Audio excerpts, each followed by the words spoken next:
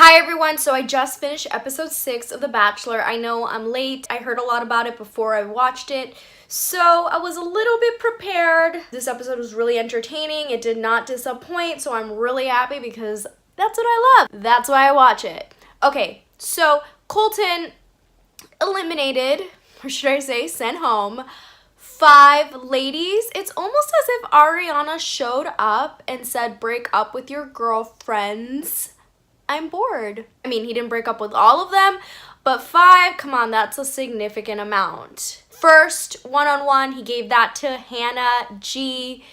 She was the girl he gave his first impression rose to, and I'm surprised it took him that long to go on a date with her. On the show, you don't really see a lot from her. You kind of just see she's a pretty girl, and she's a content creator, which basically means, you know, she's an Instagram model. Hannah G and him had a lot of making out. It's very similar to his date with Cassie, where they have a really strong physical connection. They were just kind of going at it the whole time, which is good for them. Honestly, I find it a little awkward to watch. Yeah, you're just like, I feel like I'm invading in personal moments. I mean, this is what they signed up for, so whatever. The conversation actually got deep. They bonded over divorce. Funny thing, Caylin, Miss Pageant Girl, brings up how Hannah G, she wonders what Colton sees on her, that, you know, she relies a lot on her looks. And that's the pot calling the kettle black. Like, girl, you're a pageant girl. Like, I know you've been through stuff, but you know what? Hannah G has probably gone through stuff too. So it's just kind of like, you don't know what anybody goes through, so it's best not to make assumptions because everybody has their own story, and that's a lesson you carry with you throughout life. All the girls were very anxious and scared to find out who would get the second one, and of course, the group date card reveals who got the next one-on-one. And the ladies that were vying for this one-on-one were Demi and Kirpa and Katie and Sydney. Kirpa ends up getting the one-on-one because the others were on the group date card. This group date was sad. I honestly felt really bad watching it. I want them all to have time with Colton and to have the opportunity to show him who they are. And I mean, life isn't fair and the show isn't fair. There can only be a certain amount of one-on-one dates. So there's obviously going to be girls that don't get one. I mean, he hasn't repeated any. Everyone that's left right now after this episode has had a one-on-one date. Honestly, the girls that he has had a one-on-one date with, he had more of a connection with, rather than, you know, the other girls that didn't get one. So that's just kind of, you know, the way it is. You can't force a connection. You can't force something that isn't there. The girls learned Vavinam. I'm not sure if I'm pronouncing it right, but that's what they did. They had to match up and kind of battle for love, battle for Colton's heart. I mean, honestly, nobody's really that great at it. It was funny to watch because they're all just like giggling and like punching. Hannah, you know, she's a bit of a beast. You could tell she works out and that she likes fitness. I felt really bad for Demi. This was not her group date. She was sad she didn't get the one-on-one, and approaching that rose ceremony was scary because they knew that their chances of getting a rose over girls that have already had a one-on-one date were slim. I actually do like Demi. I think she's entertaining. Ladies had their chance to talk to Colton after that group date and just open up further. Tayshia, obviously one of his faves. They had a great conversation. Demi, she called her mom for the first time after she got out of federal prison, and they chatted with her. Colton chatted with her, and it was sweet and nice. She had to pull out all the stops because she doesn't have a one-on-one. You know, I am surprised that Colton didn't give her a one-on-one, but you do kind of see that when the Bachelor or the Bachelorette gets really, really close to somebody and they spend a lot of time with them on those group dates.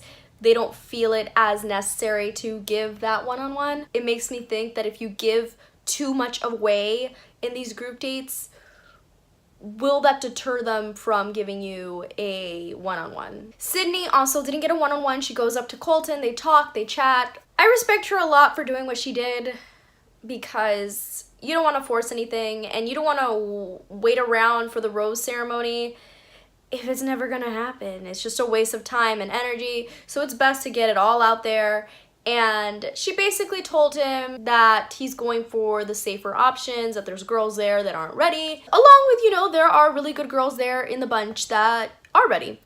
But I guess she kind of knew there wasn't anything there and he knew it. She decided to leave, which, you know, I would have done too if I felt that it wasn't going to progress anymore. He gave the group date rose to Tayshia, not surprised. Hannah B was surprised though. She thought it'd be her. Kirpa, one-on-one. I'm really glad it went well. I actually really like her. I think she seems really cool and genuine. It's just a nice date, just enjoying and hopping in the water and talking and chatting.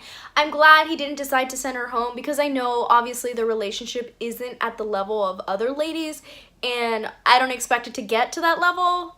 I think it's a little far-fetched to think that it would get there, but you know, the date went well and I'm happy for her and I'm glad that she's still there. Interesting, she was engaged before to somebody that I believe she was with for 8 years. It's a long time. Question, if it's so easy for these ladies to just walk up to Colton's room, why don't more of them do it? I mean, I know we saw Elise do it, and this episode we see Demi do it. It's just like, if it's so easy, wouldn't you just pop in for anything? Like, hey, like,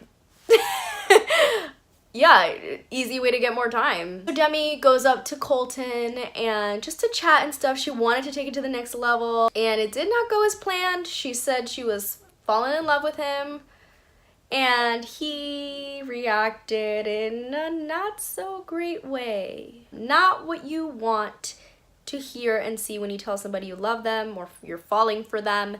He was just kind of like, you could see like in his head the wheels turning, being like, gotta put this to an end. And he did.